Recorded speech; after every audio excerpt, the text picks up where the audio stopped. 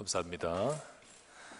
오늘 이 시간 이 예배를 통하여 하나님께서 또 이 예배 속에 역사하시고 우리 모두가 하나님의 큰 은혜 받는 예배 시간 되기를 바랍니다. 오랜만에 모였습니다. 모여서 참 감사하고 또 행복합니다. 기쁘기도 하고 반갑습니다. 한 달 좀 넘게 전에 카톡에다가 남집사님이 글을 하나 올렸죠. 예, 보셨습니까? 그때 교회를 그리워하는 성도님들에게 이러면서요 글을 하나 올리더라고요. 그러면서 청소에도 쓰레기는 차이지 않고 뭐 이러면서 기도 수첩 주인 없는 기도 수첩은 뭐 있고 뭐 이런 걸 그지요? 여러분 꼭 기억나십니까? 교회 앞에 꽃은 피는데 아무도 보지도 않고 뭐 이러면서 그걸 보면서 우리 남사님 참 감수성이 갑자기 왜 증폭이 됐을까? 그런 생각이 들었습니다. 그래서 참 빨리 보고 싶구나 이런 생각을 다시 하게 되었습니다. 우리 예배 새롭게 하는데 그냥 반가운 예배 되지 말고 하나님이 역사하시는 예배 되기를 바랍니다. 오늘 제목은 하나님이 역사하시는 교회와 예배입니다. 바로 오늘 마가다락방에 하나님의 영이 역사하시고 또 그 예배와 그 모임과 그 성도들에게 주님이 역사하고 계시는 거죠. 당시에는요 예루살렘 성전이 있었습니다. 지금 마가다락방 교회도 예루살렘에 있는 거고요.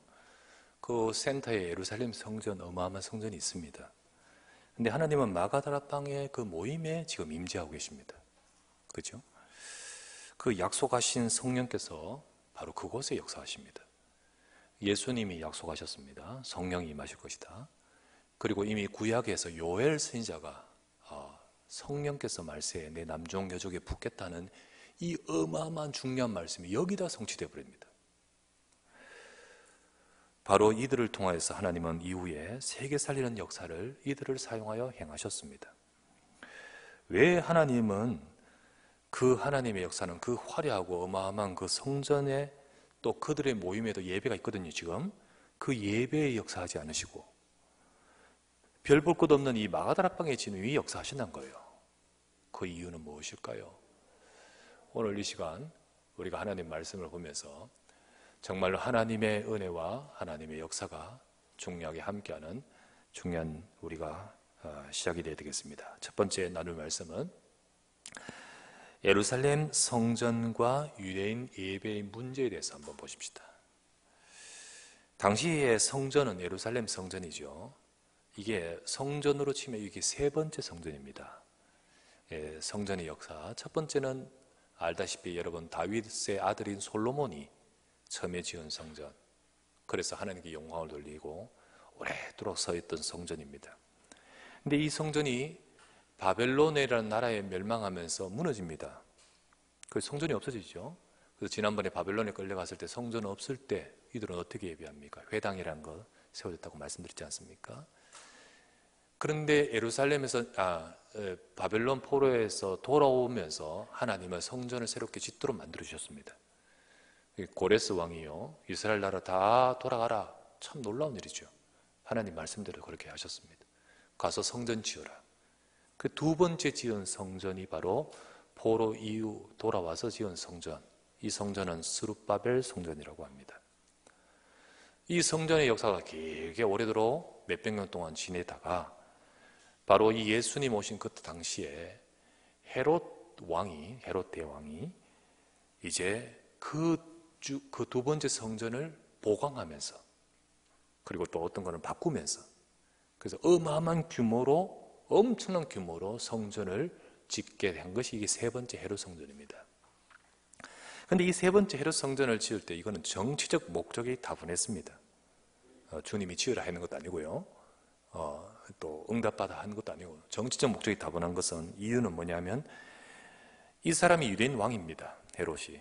그 로마 황제가 명령을 해가지고 세운 유대인 왕입니다. 그 헤롯이 통치를 원활하게 하고 싶습니다. 근데 본인의 신분은요 에돔 족속이에요. 유대인들이 안 받아줘. 그러니까 어떻게 하냐면 유대인의 저하하는 심리를 이용하는 겁니다. 유대인은 뭘 좋아하냐? 성전 좋아해요. 그래서 어마어마하게 성전을 지어주면서 이제 정치적 이게 통치에 활용하는 거예요. 성전을 금방 짓지 않습니다. 엄청 길게 짓습니다. 물론 화려하기도 화려했고요.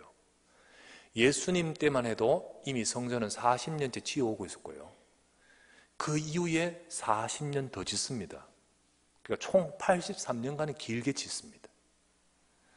그렇게 오래도록 지으면서 대단하게 짓습니다. 이 성전이 얼마나 대단했던지 사람들이 감동을 받습니다. 와, 감동을 받습니다. 그래서 사람들이 예수님께 이 성전에 대해서 극찬하는 장면이 나옵니다. 누가복음 21장 5절에 이렇게 나옵니다. 어떤 사람들이 성전을 가리켜 그 아름다운 돌과 헌물로 꾸민 것을 말하며 예수님께 예수님께서 이르시되, 바로 이렇게 말하는 것은 이것은 사람들이 그 성전 외형만 딱 보고 있지 진짜 그 속에 있는 영적 상태, 문제의 상태는 못 보고 있다는 겁니다. 못 보고 있어요. 그때 예수님이 이르시되, 예수님이 그 말에 대답하는 말은 뭐냐? 21장 6절에 나옵니다. 뭐라고 하셨냐면, 너희 보는 이것들이 날이 이르면 돌 하나도 돌 위에 남지 않고 다 무너뜨려지리라. 예수님 그렇게 말씀하시고, 막 칭찬하고 막 극찬할 때 예수님은 이렇게 말을 해요. 돌 하나도 돌 위에 남기지 않고. 이 일이 이루어졌냐? 실제로 이루어졌습니다. 돌 하나 돌 위에 남지 않도록 완전히 박살 나버리고 폐허가 되어버렸습니다. 언제 그렇게 됐냐? 이 성전을 지은데요, 엄청 길게 지어가 80년 넘게 83년인가 동안 지어가지고 성전 완공이 언제 일어나면 60 몇 년에, AD 60 몇 년에 이게 성전 완공이 됩니다. AD 70년에 로마의 장군이 올라와서 예루살렘 전체를 파괴하고 성전도 다 무너뜨리고 다 박살내버립니다. 그대로 이루어집니다. 한 개 남겨놨어요. 성벽, 예루살렘 주변에 성벽 하나 남겨놨습니다. 그 성벽이 지금 통곡의 벽입니다. 지금 그것만 남겨져 있습니다. 그렇게 이렇게 만드셨습니다. 아니 왜 이렇게 만드셨냐? 너무너무 잘 지어놓은 그거 아까워서 왜 그렇게 만드셨냐? 하나님이 도대체 무슨 문제가 있길래 그렇게 하셨을까요? 예수님이 지금 누가복음 21장에 돌 하나도 돌 위에 남기지 않겠다라고 성전을 가리켜 하신 그 말씀 바로 앞쪽에 보면, 누가복음 19장에 보면 그 성전과 유대인들에게 있어서 문제가 뭔지 예수님은 잘 말씀해 주고 있습니다. 누가복음 19장 44에서 46절, 이게 사복음서에 다 있는 내용인데요, 거기에 누가복음에 보면 이렇게 나옵니다. 자, 또 너와 및 그 가운데 있는 네 자식들을 땅에 메어치며 돌 하나도 돌 위에 남기지 아니하리니 이는 내가 보살핌을 받는 나를 알지 못함을 인함이니라 하시니라. 성전에 들어가서 장사하는 자들을 내쫓으며 그들에게 이르시되, 기록된 바 내 집은, 다른 마가복음에는 내 집은 만민이 기도하는 집이라 이렇게 되어 있습니다. 내 집은 기도하는 집이 되리라 하였거늘 너희는 강도의 소굴을 만들었도다. 이 앞에 나오는 말씀이죠. 왜 그 성전이 그렇게 됐느냐? 왜 거기는 하나님 역사하지 않고 그렇게 만드셨냐? 성전과 유대인의 문제점, 다른 복음서 다 나오는 내용입니다. 도대체 뭘 말합니까? 무슨 문제가 있습니까? 딱 정리해보면 첫 번째는요, 복음 놓쳐버렸습니다. 복음의 언약이 없어요. 이스라엘 백성들이 성전에서 예배하러 올 때요, 피제사를 예배드립니다.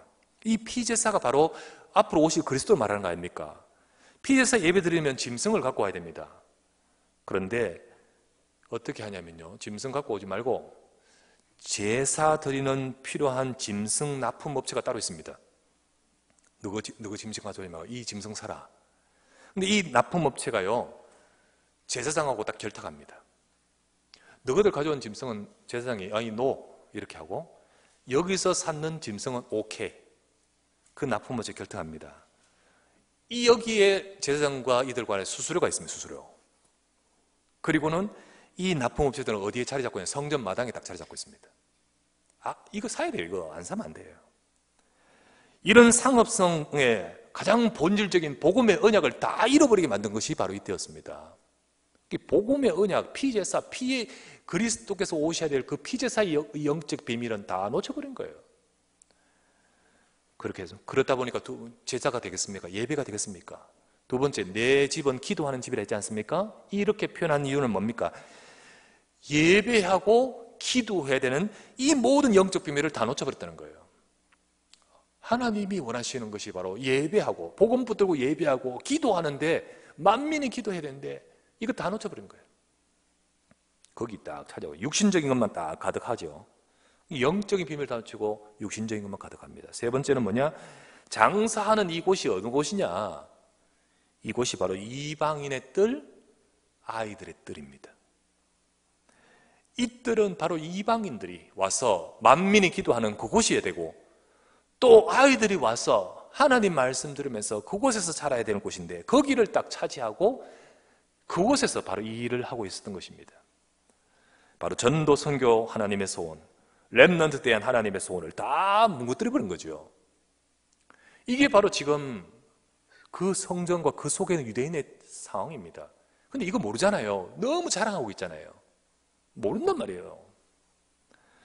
그들은 육신과 세상 것에 빠져가지고, 자 보십시오. 복음 놓쳐버렸죠?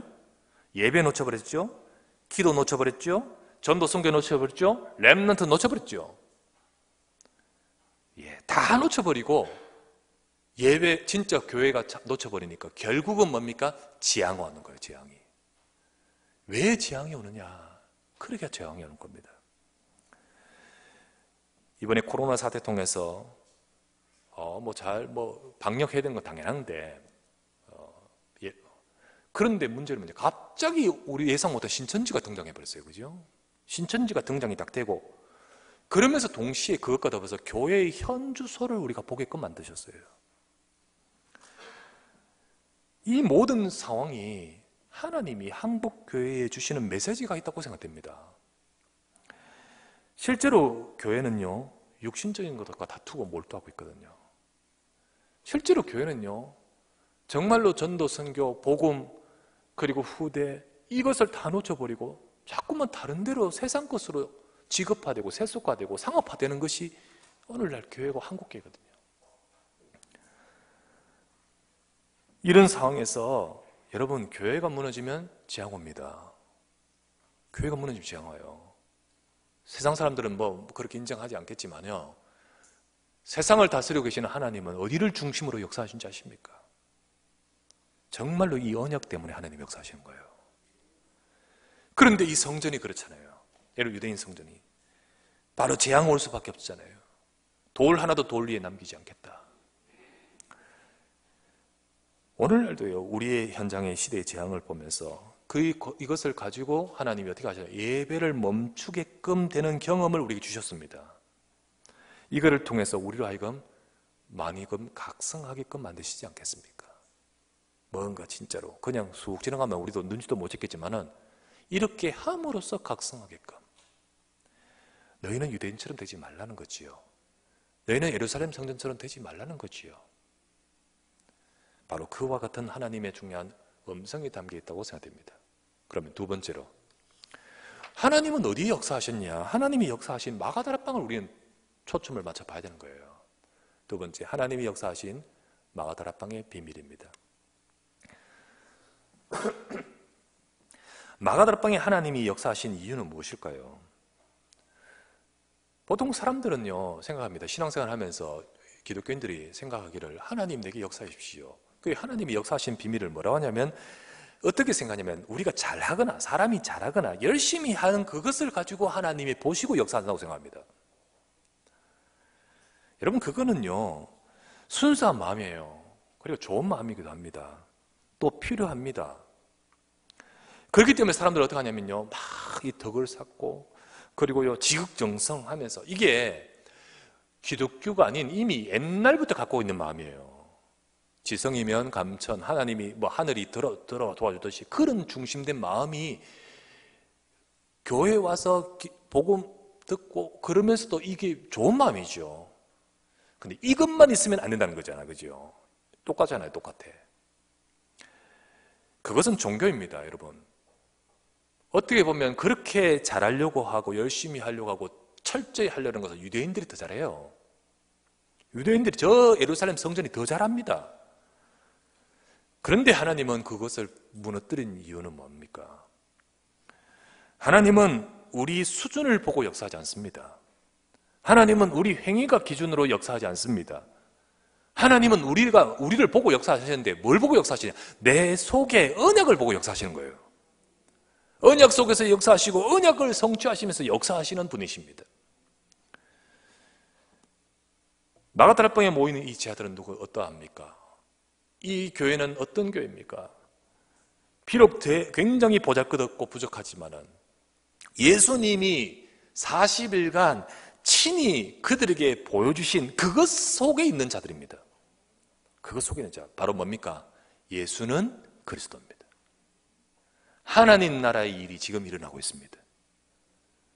오직 성령이 임하셔야 됩니다. 육신이 아니다. 하나님의 영으로 역사하셔야 된다. 이겁니다. 이 언약을 딱 잡고 있습니다. 그때 모이진 제자들은 120명이었지만 제자와 성도들은 이 언약을 잡고 오로지 기도로 들어갔어요. 기도로. 정말로요. 내 집은 기도하는 집이라 하면서 다 했는데 하나님은 그걸 다 놓쳐버린 그 유대인 성전과 다르게 이들은 어땠습니까? 오로지 기도했다 했습니다. 14절에 나오죠. 1장 14절에. 기도로 모였습니다. 거기는 생명의 위험이 따를 수도 있고 그것을 감수해야 했지만은 그들은 모여서 예배했습니다. 생명의 위험을 감수하고 그곳에서 예배했습니다. 예루살렘 성전과 유대인들은 전부 육신에 빠졌는데 초대교회 교인들은 어땠습니까? 사도행전 2장 42절 오늘 읽었던 말이에요. 사도의 가르침을 받아 서로 교제하고 떡을 떼며 기도하기를 힘쓰니라. 하나님 말씀 잡고 기도했습니다. 말씀 붙들었다는 거예요. 말씀 붙들었어요. 말씀 붙들어 기도했습니다. 그리고는 어땠습니까? 사도행전 2장 46절에 보니까 날마다 마음을 같이 성전에 모이기를 힘쓰고 집에서 떡을 떼며 기쁨과 순전한 마음으로 음식을 먹고 모였다가 흩어졌다가 그러면서요 언약 잡고 모였다가 언약 잡고 흩어졌어. 제자로서 모였다가 제자로서 흩어졌어. 그 속에서 그 과정을 쭉 하는데 그 과정 속에 사도행전 2장 47절 하나님을 찬미하며 온 백성의 칭송을 받으니 주께서 구원받는 사람을 날마다 더하게 하시니라. 주님이 역사하시는 거예요. 거기에 하나님이 역사하신 비밀이 여기 있는 거죠. 이 속에 전도만 됐단 말일까요? 주님이 역사하시는 인생이 될 때 우리 질병도 치유될 줄 믿습니다. 주님이 역사하시는 인생일 때 우리 가정도 우리 인생도 하나님이 역사하시는 인생이 되는 거지요. 이것이 바로 마가다락방입니다. 이것이 바로 하나님의 역사하는 현장이었습니다. 여기에 하나님의 모든 관심과 하나님의 능력이 여기에 있었던 것이었습니다. 하나님이 역사하신 조건은 잘하거나 대단하거나 이것이 기준이 아니었다는 것을 보게 되지요. 하나님은 우리에게 주신 가장 중요한 그것 놓치지 않고 그 언약을 붙들고 있고 우리가 하나님이 원하시는 것을 따라가는 것 이거를 보지 않았습니까? 지금 내가 이 몸이 여러분이 여기에 앉아있는 게 중요한 게 아니고 내가 언약 속에 앉아있는 거가 중요한 거예요. 그것이 바로 하나님이 원하시는 거예요. 우리도 그렇게 할 때 초대교회처럼 하나님의 역사가 임하는 삶이 될 줄 믿습니다. 그렇다면 우리가 세 번째 보아야 될 말씀은 우리가 예배를 재개하면서 우리가 새롭게 회복할 것을 회복합시다. 예배를 재개하면서 다시 모여 예배 드리면서 그냥 모임만 재개하는 것으로만 끝나지 맙시다. 하나님이 원하시고 역사하시는 교회와 예배가 되도록 우리는 그렇게 나가도록 하고 그렇게 갱신합시다. 왜냐하면 하나님은 지금도 요 말씀대로 역사하시고 응답하고 계시기 때문이에요. 이 기록되어 우리에게 전해준 이 말씀, 그리고 이 말씀을 가지고 이 선포하고 있는 이 말씀이 그냥 글과 말이 아니라 살아 역사하는 말씀으로 우리에게 오는 겁니다. 우리도 그 응답을 받아야 되는 거지요. 우리가 어떻게 시작하느냐, 우리 마음과 자세에 따라서 하나님의 역사는 달라지거든요. 마음 잘 달라집니다. 그래서 오늘도 우리의 마음과 자세가 하나님의 응답을 받도록 따라가야 되겠습니다. 그렇다면 우리가 어떻게 될까요? 먼저 우리는 익숙하게 뿌리 내려져 있는 우리의 종교의 예체질을 버리시기 바랍니다. 우리가요, 나도 모르게 정말 그냥 해오고 있는 언약과 관계없이 내가 나도 모르게 내 속에 가지고 있는 것을 따라서 옛 종교 그냥 그런 것 가지고 해오는 내 신앙생활은 바꾸시기 바랍니다. 유대인들이 더 잘 믿어요. 더 잘 믿어요. 근데 유대인들은 잘 믿는다며 하는데 완전 틀린 거예요. 완전 틀린 거예요. 근데 문제는 뭐냐? 전혀 자기 자신을 몰라요. 그렇게 될 수 있다는 거죠. 우리도 모르게 나도 모르게 육신적인 데 매여서 진짜 중요한 영적인 것을 놓치서는 아니 될 것입니다. 그렇다면 우리는 반드시 놓치지 말아야 될 것은 붙들도록 하십시다. 반드시 놓치지 말아야 될 것이 뭡니까? 첫 번째는요, 여러분 언약의 메시지를 잡아야 돼요. 하나님 말씀 언약의 메시지를 잡아야 돼요. 예수는 그리스도입니다. 하나님 나라 일이 지금 저와 여러분과 우리 교회와 우리를 통해 일어나고 있습니다. 성령께서 지금도요 주의 백성들에게 약속하신 대로 역사하십니다. 이 약속을 잡고 우리는 강단 말씀의 언약을 잡아야 돼요. 하나님이 우리에게 주시는 이 선포하여 우리로 하여금 그 언약 속으로 들어가게끔 만드는 하나님의 말씀의 언약을 잡아야 됩니다. 그렇게 하십시다. 혹시나 교회 오면서도요 그냥 이거 모른 채 그러시는 분이 있다면 진짜로 여러분 이것 붙드십시다. 그러면서 붙들고 기도하시기 바랍니다. 왜? 내게 일하시는 하나님이요 그 말씀 가지고 성취하시는 하나님이기에 그냥 잘 되게 해주세요, 그냥 나 축복해 주세요 라고 하지 말고 정말 여러분 그 말씀 붙들고 기도하십시오. 주일에 와서 육신적인 거 보지 말고 진짜 기도 속으로 들어가십시오. 우리가 평소에 말씀 잡고 서밋함 가져야 되지만은 가장 최고로 서밋함 많이 가져야 되는 주일인 줄 믿습니다. 주일날 진짜로 하나님 말씀 잡고 기도 속으로 들어가십시오. 그리고 놓치지 말아야 될 것이 바로 이방인의 뜰과 아이들 뜰이에요. 그것은 바로 공간을 의미하는 게 아니에요.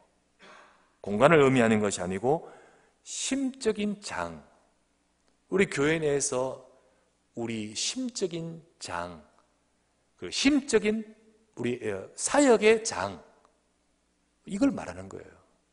결국은 우리가 전도 선교와 그리고 후대를 살리는 중요한 우리 그 방향을 말하는 거죠. 놓치지 말아야 됩니다. 그렇게 여러분과 제가 초대교회 자들이 어땠습니까? 바로 그와 같이 성전에 모였다가 또 흩어져서 집에서 모였다가 그 언약의 흐름을 가지고 조용히 나를 통하여 살려야 될 이방인들, 살려야 될 불신자들, 살려야 될 후대들 살리지 않습니까? 그 응답을 받아가야 되는 것이 하나님이 원하시는 거예요. 우리는 바로 그 응답과 그 축복을 받아가도록 예배를 재개하면서 다시 한번 우리 마음에 붙드는 우리 모두가 되기를 바랍니다. 세상의 스각들이 많이들 말을 하고 있습니다.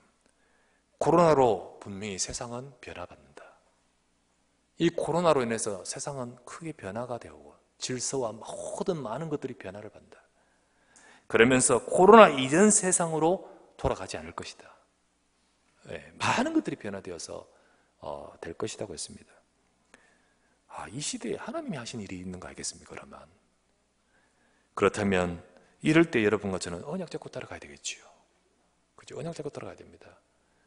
여러 가지 경제나 이런 모든 것들도 참 쉽지 않고 어려운 때입니다. 여러분 정말 언약 잡고 따라가시고 하나님 말씀 속에서 인도받으셔야 됩니다. 예배 시간 형태 바뀌는 것 중요하지 않습니다. 우리 마음과 중심을 새롭게 갖는 것이 중요할 줄 믿습니다. 하나님의 언약을 붙드십시오. 그래서 여러분과 저는 정말로 예배를 재개하면서 우리 속에 그리스도의 언약을 잡고 말씀을 정말 붙들고 기도하면서 하나님 전도 선교와 그리고 후대를 살리는 데 이 응답을 받고 초대교회 마가다락방처럼 그 응답과 그 축복을 누리는 우리가 되게 하옵소서. 다시 한번 붙들기를 바랍니다. 그러면서 제가 하나, 광고는 안 나갔지만은 하나 마지막으로 제안을 드리는 것은 오늘 우리 사도행전 2장을 딱 보면서 모이기도 힘쓰고 집에서 떡을 떼고 그러면서 그 앞에 보니까 재산과 소유를 팔아 각 사람의 필요를 따라 나눠주고 했다 했지 않습니까? 사실 코로나를 통해서 어려운 교회들이 있어요. 지금 어려운 교회들이 많아요. 그런 교회들을 두고 총회에서 조금 이렇게 헌금해 주시면 좀 돕겠다라는 내용이 왔는데 좋은 일이죠. 예, 우리가 직접 못하니까. 그래서 갑작스럽게 제안을 하는데, 지난주에 사도행전 11장의 말씀에 헌금회가 부조를 보냈더라.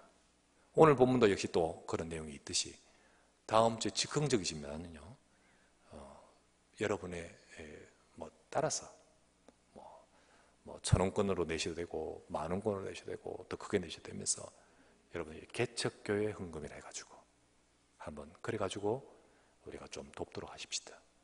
그래서 결국은 여러분과 저의 삶이 하나님께서 원하시는 것을 따라서 쓰임받는 우리 언약교회가 되고, 하나님이 역사하신 예배와 하나님이 역사하시는 교회가 되기를, 또 우리 성도들이 되시기를 우리 주 예수 이름으로 축원합니다. 전능하신 아버지, 감사를 드립니다. 오늘도 하나님께서 지금 이 시간 이 예배를 통하여 영광을 받아주시고, 하나님이 역사하시는 성령이 임하셨던 저 예루살렘 마가다라방의 역사 교회와 같이, 성도와 같이 우리 언약교회와 성도들과 우리를 통하여 이 시대 하나님이 원하시는 그 일을 이루가도록 주여 인도하여 주시옵소서. 주여, 여러 가지 많은 어려움이 있지만은 그러나 하나님은 이 언약 속에서 우리 주의 백성들과 교회를 인도하고 계심을 믿습니다. 참으로 아버지, 연약하고 보잘것없는 그곳이었지만 하나님의 능력이 임하니 저들을 통하여 전 세계 살리고 돕도록 하셨듯이 하나님, 우리 성도들과 저들의 경제와 삶을 축복하시고 역사하여 주시옵소서. 우리를 통하여 세계복음하시고 그 일에 쓰임받도록 축복의 문을 열어주실 줄 믿사옵고 주 예수 그리스도 이름으로 간절히 기도드리옵나이다. 아멘.